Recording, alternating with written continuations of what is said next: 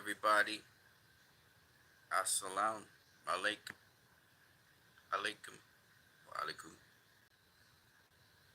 What you need, I want to talk about the irony of the situation with this Lomachenko, this Devin Haney, this fight.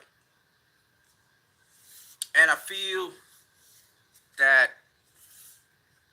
it's important to talk about this because it puts into perspective how misinformed a public is when the media outlets are irresponsible with how they conduct information. So, Timothy Bradley and Joe Tessitore, Max Kellerman,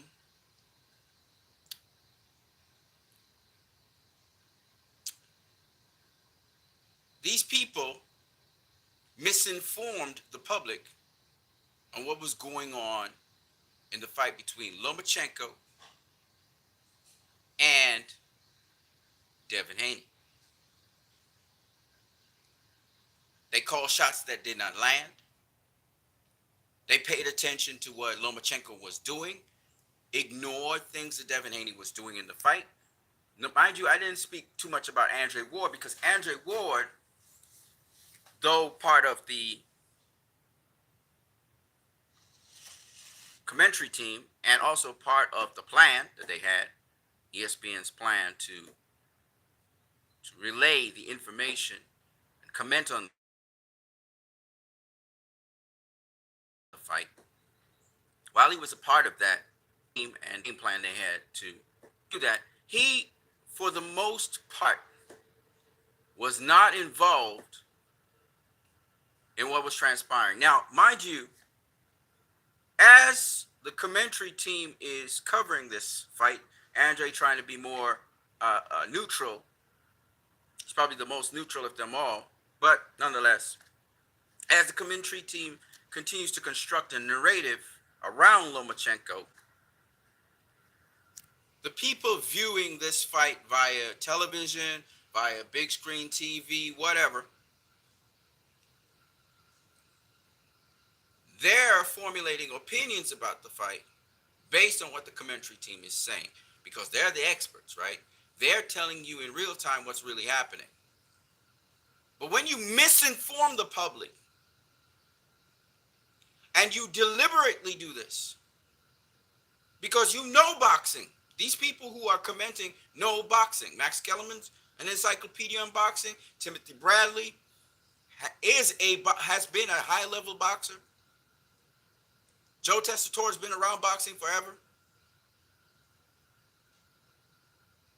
When you deliberately misinform the public to market your brand, market Vasily Lomachenko, that is corruption in the sport of boxing. And nobody addressed this issue. They want to talk about the judges, but you're not talking about this commentary team that created a narrative that brought forth people's opinions, informed people's opinions that Lomachenko was winning this fight.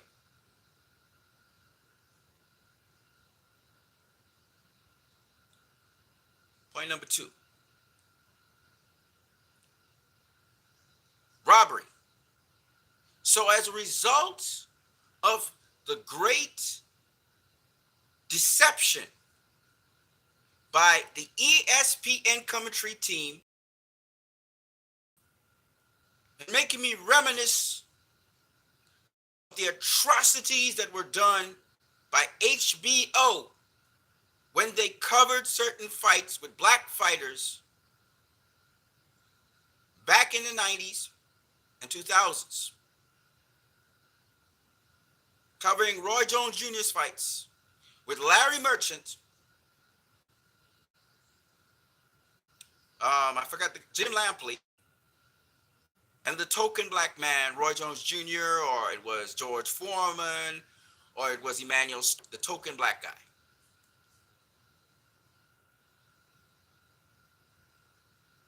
And they did an assassination on these black fighters.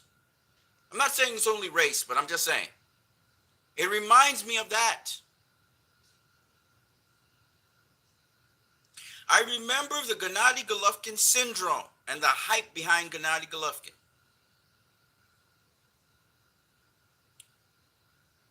He could do no wrong. And they did an exceptionally great job at creating a narrative that Gennady Golovkin was unbeatable. And when Canelo beat him in that first fight, that token black lady, Adelaide Byrd, was considered the villain for giving Canelo 118-110, which I could, Jeff Mayweather could see, and several other people. But because of the narrative by the commentators, Max Kellerman, Jim Lampley, to what was transpiring in the ring, people believed Gennady Golovkin won. But what punches did he land? What punches did he land? What effective punches did he land? See, you can be chasing the guy, you're not cutting off the ring, chasing the guy around the ring. He's supposed to be an expert at cutting off the damn ring, but he couldn't cut off the ring against Canelo. So a whole bunch of Canelo hits him with one shot, counter punches him. Ineffective. But Adelaide Byrd explains herself to everybody to show she's not corrupt. She spoke about she favors the boxer, and Canelo outboxed Gennady Golovkin. But for the life of me, to this day, people believe Gennady Golovkin beat Canelo in that fight when Canelo was robbed. But the narrative will always be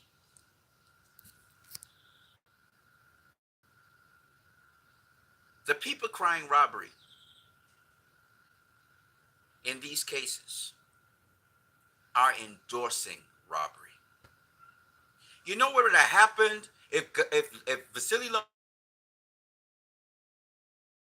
Lomachenko had beaten work in that fight?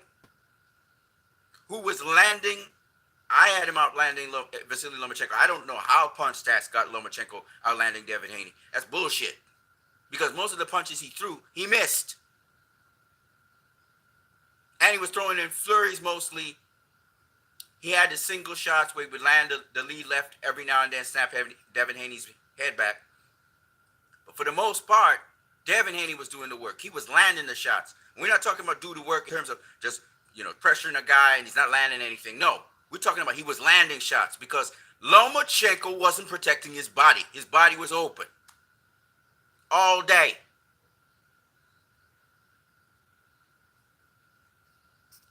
So if Lomachenko had won this fight, y'all would have endorsed a robbery. It's the other way around. And to hear everybody going with the narrative that ESPN ingrained in your mind, and then you want to say, oh, no. The pro-Loma crowd was big. Kudos to the judges and not listening to the crowd, but watching what they saw. I say it, and I will say it again. I have an unpopular opinion, but I stand on my word all the time because I know what I'm saying. This fight was not close. It was competitive, but it wasn't close. Loma didn't do enough. He had two fantastic rounds because Devin Haney was in trouble in those rounds. But don't tell me for a second. The second time I watched it, like Coach Kenny was talking about. Coach Kenny knows boxing, and so do I. You're not going to win the round throwing no flurry. My internet keeps on coming and going. I don't know why. All right? You're not going to win no round throwing no flurry. and you missing most of your shots. It looks exciting, but you ain't winning. You ain't doing shit. Okay. Round 8, I gave to Loma again, just to give him something, because that round was evenly matched, tit for tat. They both was doing work. They both was hitting each other. They both were equally active, and they were both landing equally. So I could see how that round is a swing round. People talk about swing rounds, but they don't know what is effective, what being effective is. How you can have a swing round where a guy consistently body shots on you, outlanding you in terms of landing on you. You throw a flurry or two. You get a left hand or a jab in every now and then, right? But the guy's outlanding you the entire round, doing work from the beginning of the round to the end.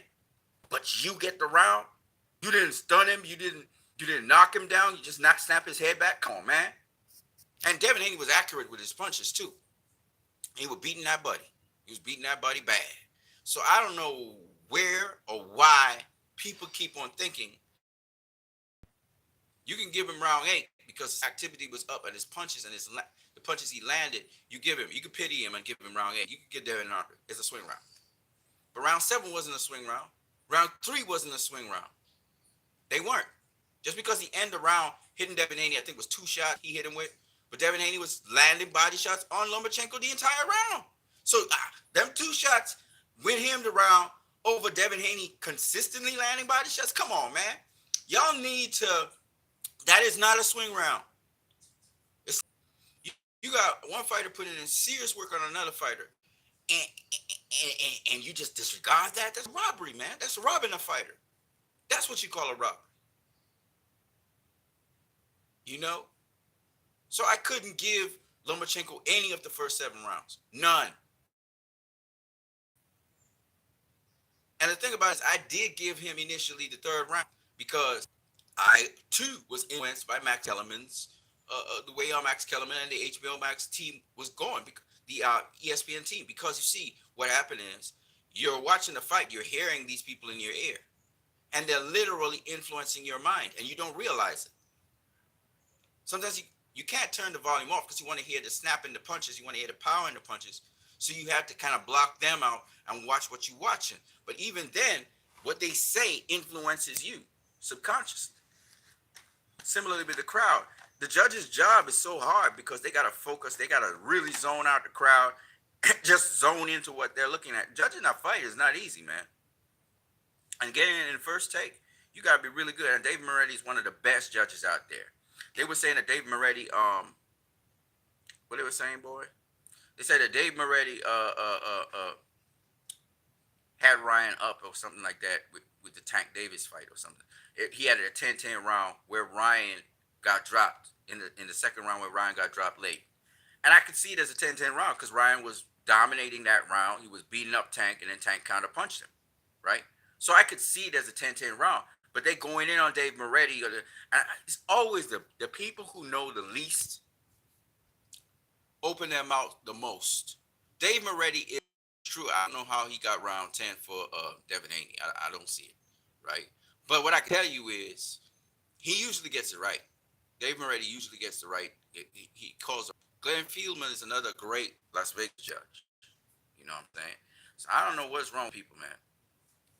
But y'all quick to cry foul, you know, and not realizing you parroting a narrative that a commentary team has set up. I can't believe y'all so culpable. So the corruption here is the ESPN commentary team. They did not do an unbiased commentary. And unfortunately, Andrew Wood is a part of that. And so has to be lumped in with them. You know, if Andre wants to push back on them hard, let nothing slide. Let him know Devin Haney's doing work, and he's doing consistent work throughout the fight, and he must be rewarded for that. Because I don't see nobody saying that. Right? So now we have people pushing it was a robbery and Loma should have won, endorsing a robbery. Because if Loma had won, he'd have robbed Devin Haney of his championship. That's what would have happened. Okay, and this is what we were afraid of. We were afraid that Devin Haney would go into this fight and he get robbed if the fight was close. And this narrative that the fight was close is so that he could get robbed. So this fight was not close. That's why he didn't get robbed.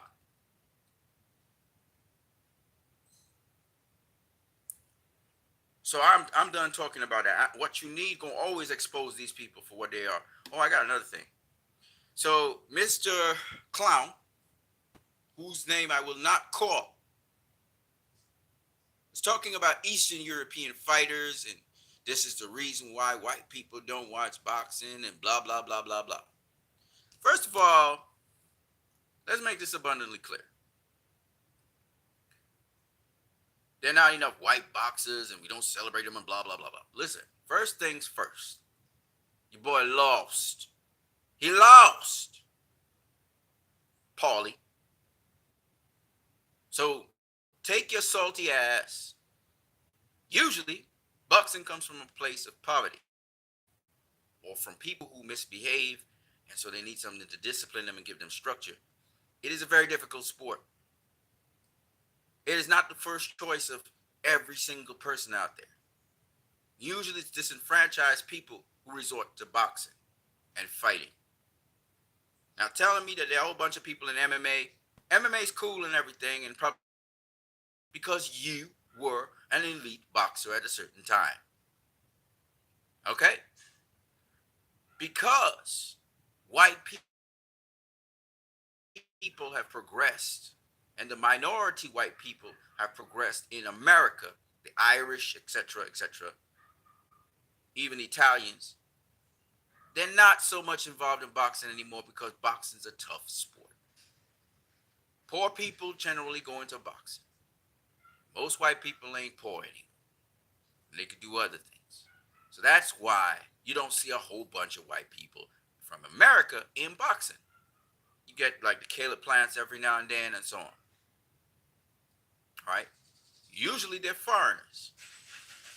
Tyson Fury, Alexander Usyk, Vasily Lomachenko, Sergey Kovalev, Gennady Golovkin, and they all grow up in rough areas, rough and tough. Okay? Because it's not as easy to live there as it is to live, say, in America. Okay? Now, to tell me, you start this narrative that, first of all, Vasily Lomachenko was robbed. How can you say that and in the same vein say it was a close fight? How can you say that? Oh, right. You didn't think it was a close fight. So not only do you not watch, you already made up your mind that this fight was going to be won by Lomachenko. You made that up in your mind already. The commentary team for ESPN helped endorse that. And now professionals, I'm hearing professionals in the sport of boxing who know much better, know that this fight wasn't close. Because some of the truthful, honest ones are coming out and saying that. The others, they're playing politics. They're playing games. Oh, this fight could have been a draw. This fight was. We don't care. We're gonna finish what we're gonna. Y'all playing games. That's what y'all doing in here. You know. Y'all playing games. Lying. This fight was not close. Mm-hmm. This fight, it could have gone this way or that. No, it couldn't. Coach Haney's right. He exposed it. Blue Blood Sports TV knows. A lot of people know. But if I was Devin Haney and I saw that controversy, I lick my lips because I know I'm going to make some money. I'm going to make more money. Let's do the rematch. What? Like Kambosos did with Tio. He offered a rematch. Of course, Kambosos offered a rematch because Tio was the champion, right? When somebody's a champion, you offer a rematch. Loma was not a champion, so Devin Haney doesn't have to give him a rematch. But it's so lucrative to feed off of racism. It's so lucrative to feed off of a lie. You know what the truth is. Use it for your favor. You know, that I don't have a problem with Devin Haney rematching Vasily Lomachenko. If Lomachenko want to go through it again, let's go.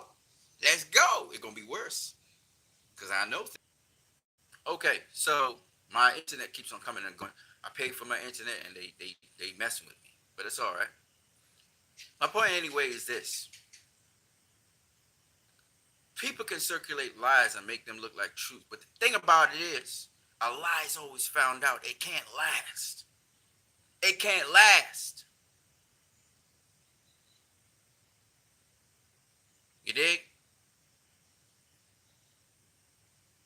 People look now, several years later, Floyd beat Canelo. Now people, I hear my boy Blue Blood changing his mind about Floyd versus Castillo. And I remember a time when Blue Blood was going in on Floyd. Oh, he's not the greatest ever, and blah, blah, blah, blah, blah, blah, blah.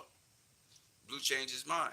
You know why? Because times change. As you move further away from a situation and the emotions of it, you begin to realize the truth.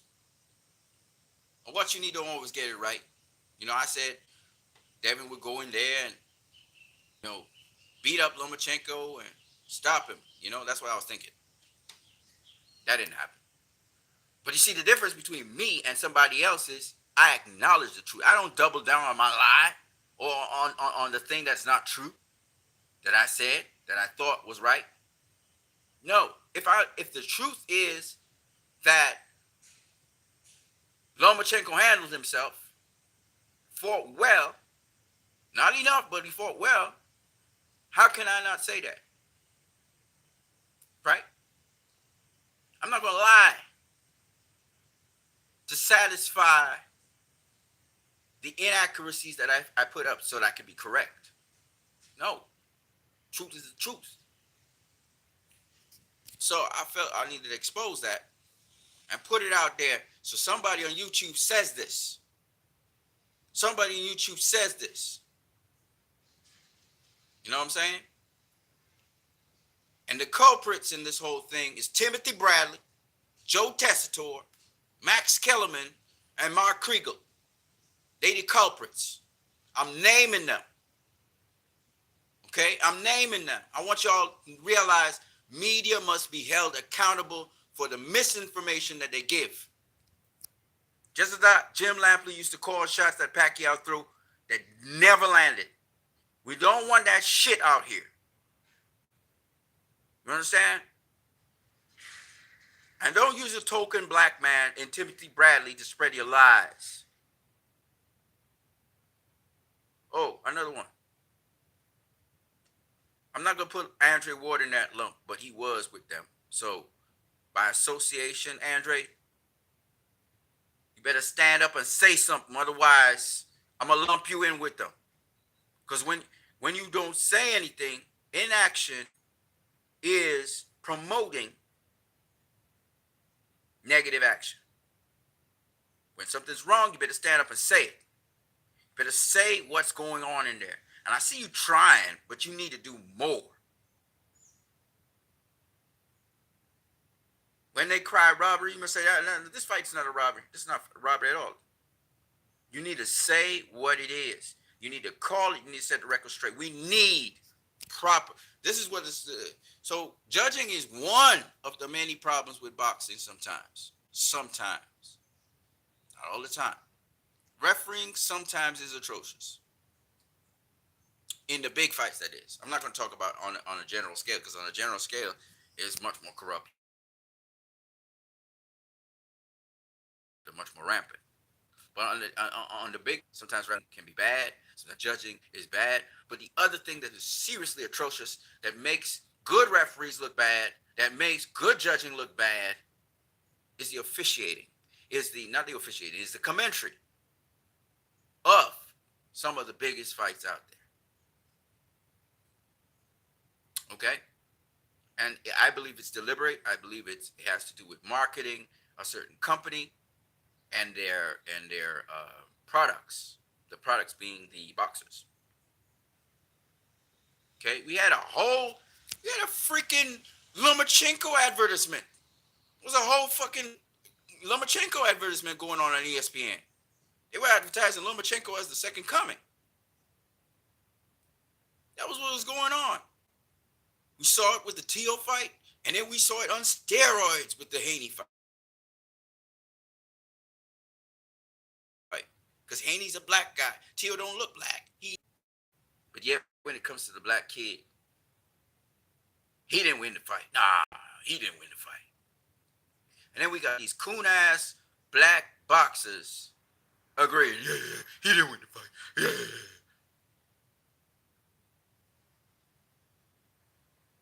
It's really annoying. I'm being real. You know me, I'm always real. I don't give a damn. So, I'm just saying, if you don't know, oh man, the crowd it was a huge pro Loma crowd, man. I need to see this fight again. That's all you gotta say. I need to have a second look at it. Because when you see it on TV versus when you saw it live, you see something else, ninja. Everybody knows that. That's why the judging in these fights, the judges, they gotta be on their own, on their A game, because they don't have the kind of vantage viewpoints that we have. But sometimes they so close to the action that we miss some things on TV, and they see what's actually going on with the grunting and when the body shot. You don't know boxing, and you don't have a trained eye to see these things. Obviously, you won't see the effects of body shots. When a guy hits a guy with a good body shot, two things you'll notice. One, the next time he's coming to hit the guy with a body shot, the guy's gonna flip. No matter how he's dead. When you hit guys with body shots, it saps their energy from them, and they start to slow down. And Lomachenko, he slowed down in the fifth and sixth round, and he was sucking wind. He looked like he was out of the fight. It looked like he was going to get knocked out. Haney was really putting on the heat on him. But then Haney started to fade. He wasn't punching as hard. And Loma picked up his game, and he almost got Haney out of there. And the reason why he didn't get Haney out of there, and if you hit a guy in the same area over and over again, you don't have to hit him too hard in that spot. The next time and the next time, he gonna feel it. So, and Haney hit Loma with a shot that Loma lifted up his leg. That's how bad it was for him. It hurt him. All right, and he didn't like getting hit into the body. That's why Loma didn't finish the 12 strong. He was sapped of energy. All right, so having said all of this, I just wanted to say those things that, false narratives in the sport of boxing don't last. They usually flake off. And letting y'all know what really is the deal with these fights. I always try to show you guys. I wish I could show you round by round what's really going on. It's fucking. Let me stop cussing. The devil wants me to curse. Here's what we can do. We can do what's called a watch party. So we sync up and we let the fight play, and we're commenting about the fight round by round. That's what we could do. I have to get another phone or another screen, and we can sync it up, and we start watching fights in a watch party. I sync up with me, and we watch the fights, and I call what I got. Then we could discuss in between the rounds. I think it's about a minute in between the rounds. We could discuss what your score for is for the round. I scored this round for whoever, and here's why. Right? And you say very briefly why. All right, man. So I am what you need. I'm gonna catch you guys later. Peace to everybody. White people in America doing okay, man. They doing all right. So they a lot of them. I mean, Chris Algieri came from a normal family. Devin Haney came from a normal family. They still, is rare. We still have a lot of white fighters that fight in the amateurs. A lot of white fighters fighting in the amateurs, but the ones that thrive and be successful, they have to have an extra push. You got a lot of white fighters, man, but they're not the top echelon white fighters, right? They're not top echelon, but they got a lot of white fighters in boxing still. They're just not attractions. I know a personal friend of mine who, he's a professional. He was a professional boxer. And he was white. It was tough. Boxing's a tough sport, man. Tough sport. All right, man. I'm gonna catch you guys later. I am what you need. So I'm just saying, one more thing. I'm just saying that Paulie and Timothy Bradley, guys, stop being clowns. Just stop being. Paulie, you need to stop being a clown. I know you're a boxer. Boxer's a little bit kooky. I get it, but sometimes what you say is taken seriously by people who don't know what they're watching. They don't know shit about boxing. You know what I'm saying? Scientists don't lie and can't be paid off for sure. I was just catching the end of this. What you need? What do you think of? You gotta finish that. What do you think of what? Yeah. I believe that if you love boxing, you're gonna watch it. If you don't love boxing, you're not gonna watch it. It's simple. Boxing is a very nuanced sport. There's a lot to it. You know, it's a specialty sport. So unlike MMA, which is not a specialty sport, it's a sport where you may have multi disciplines and have to learn different things, but you're not going deep into any one thing. Maybe the thing that you're specialized in is what you go deep into somewhat. Boxing, and it's still to this day the pinnacle of combat sports. It's very prestigious. A lot of money goes in boxing. So absolutely, boxing is a sport for everybody. But the more people get involved in it, and the more people decide to have it as a career, is the more likely you will see maybe a elite white American fighter as a boxer.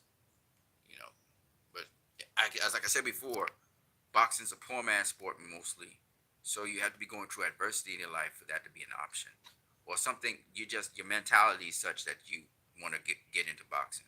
So I'm just saying, you know. But there are a lot of MMA fighters now crossing over into boxing, white fighters. But again, to become that expert, Jake Paul's in boxing. Jake Paul really suits boxing because he come from a poor background, but he loved to fight.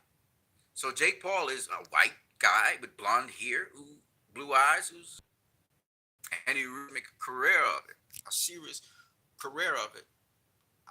I have a lot of respect for that dude, and I think that he should do it. You know, Jake Paul needs to understand this. When you committed to something, you committed to it, and stick with it. You're gonna get there. And he has just about every tool and resource available to make that possible. So, can Jake Paul become a world champion one day? Yes, but it takes time. It takes time. It takes time because he doesn't have an amateur background. But I've seen heavyweights who never had no amateur background and they became heavyweight champion of the world. So it's possible. It's very possible. He just has to stick to it, keep on grinding, fight more boxes. You fighting an MMA fighter who's got who can do some boxing. He's a decent boxer. But you need to go with boxing. Go into the fray of boxing. Immerse yourself in the mainstream. You can still have these side shows on the side, but also do the mainstream stuff because you're the one of the few YouTube boxers who really testing the waters with real professional athletes. You are a pioneer. You're forging a trail that others can follow. So if I were Jake Paul, I'd keep pressing. I just keep at it, keep working at it.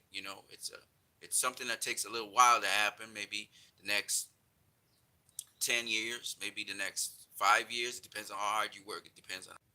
There's a hell of a lot he has to learn still. Boxing's a very detailed sport, but see how far you can go. You know what I'm saying? Boxing's a beautiful sport, y'all. I'm gonna catch you guys later. What you need. Hey, hold me to my word. I said I wanted to have my first professional bout or amateur bout. Hold me to my word. I gotta get back on it because I totally